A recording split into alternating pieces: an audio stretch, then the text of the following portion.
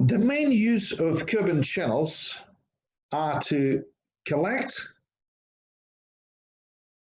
surface drainage and to convey it to a point of discharge, to delineate the edge of the carriageway, to separate carriageways from areas used by other modes of transport such as pedestrians, to separate carriageways from areas to be put on other use such as landscaping, to support the edge of the base course of the pavement, to reduce the width of curb by substituting an underground drainage system in place of the table drains.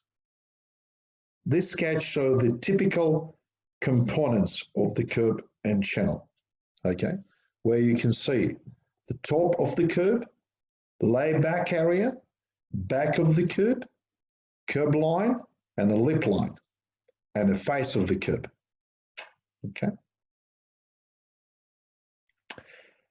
Obviously, adjacent to the curbs are traffic lanes. Traffic lanes provide for the passage of circular vehicle and have a significant influence on the road safety and the comfort of driving. The width of the traffic lanes usually depends on the traffic volumes, number of commercial vehicles, presence of cyclists, accidents rates, drivers' expectations, available road reserve widths, and a side friction. Lane widths on curves are also affected by the extra tracking width required by large vehicles. Width of the traffic lane that should be typically adopted for the road design is 3.5 meters.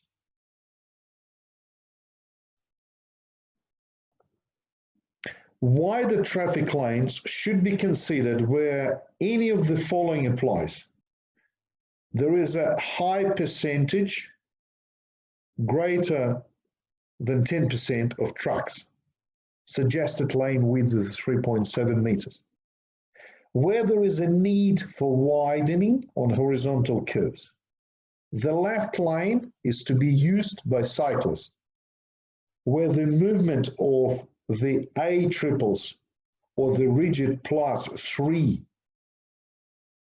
is anticipated, suggested 3.7 meters lane width.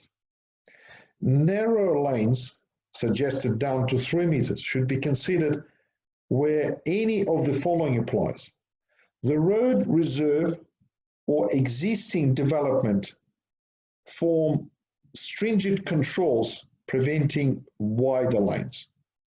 The road is in a low speed environment. There is little or no truck traffic. Finance for road construction is limited.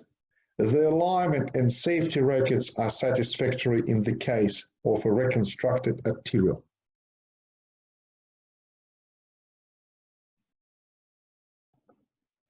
Pavement crossfall is a transverse grade of road surface. The primary purpose of the crossfall is to facilitate drainage.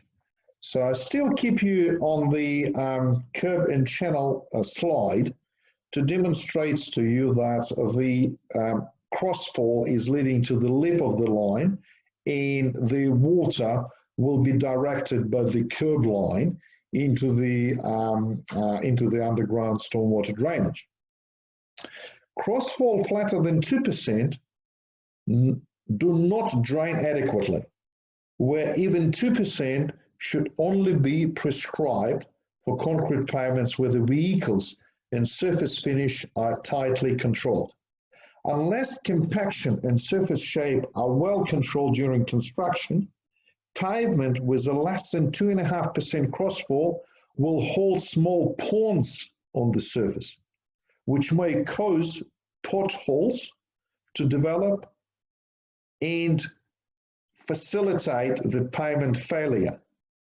Rising of the pavement is also more likely to hold water, increasing the risk of pavement deterioration in vehicles after aquaplaning when the pavement crossfall is less than 3%. Therefore, it is recommended that the minimum crossfall should be 3% although it is noted that in some situations, in flat areas, there may be a need for crossfall to be reduced to generate longitudinal drainage.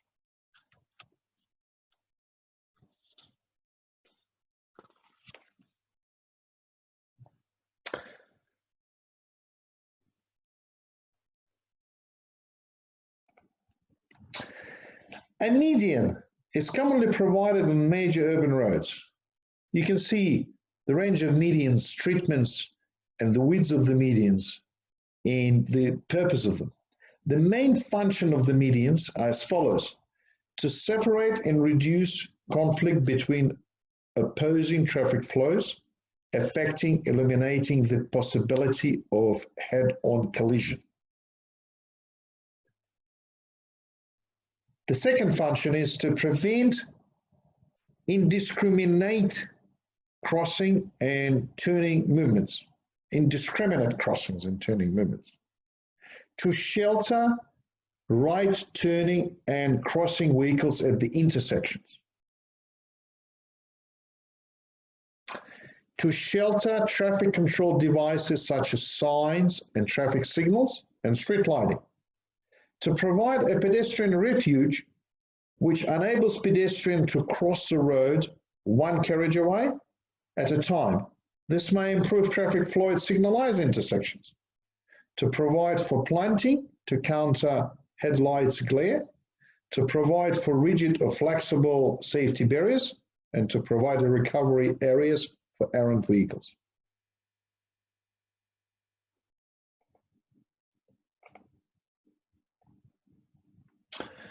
Urban border. The urban border usually comprises two parts: a path for pedestrians and a nature strip. The elements of the urban border are shown on this slide.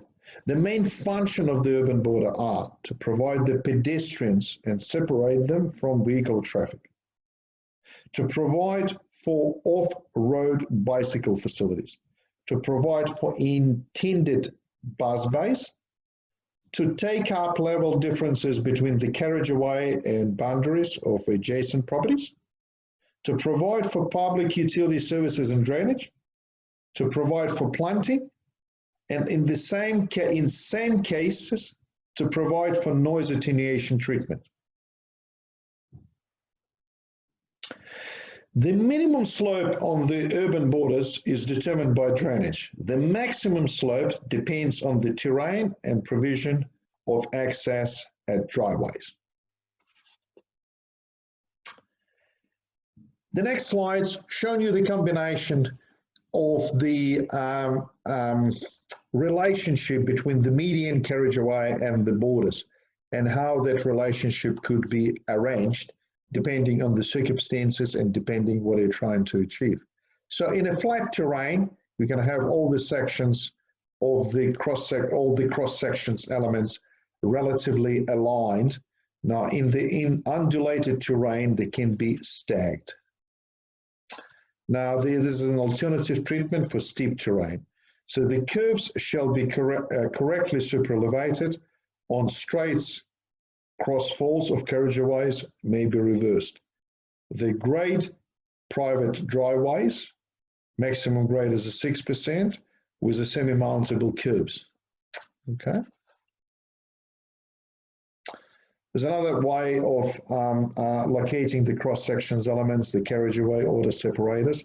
Okay, it gives you an impression of that many cross sections elements could be designed independently, as long as you would be able to provide the turning movements from the one carriageway to another carriageway, and provide the access to the abutting properties and allow comfortably the pedestrians to cross from one border to another border, from one footpath to another footpath. Okay, there's in a steep terrain. Mid-block median openings, as shown here, that's what I was referring to. So you're not just looking at the cross section, you have to look in the plan, and you have to consider the turning vehicles movements in the pedestrian crossings. Divided road, okay, and undivided road, how the cross sections elements could be positioned.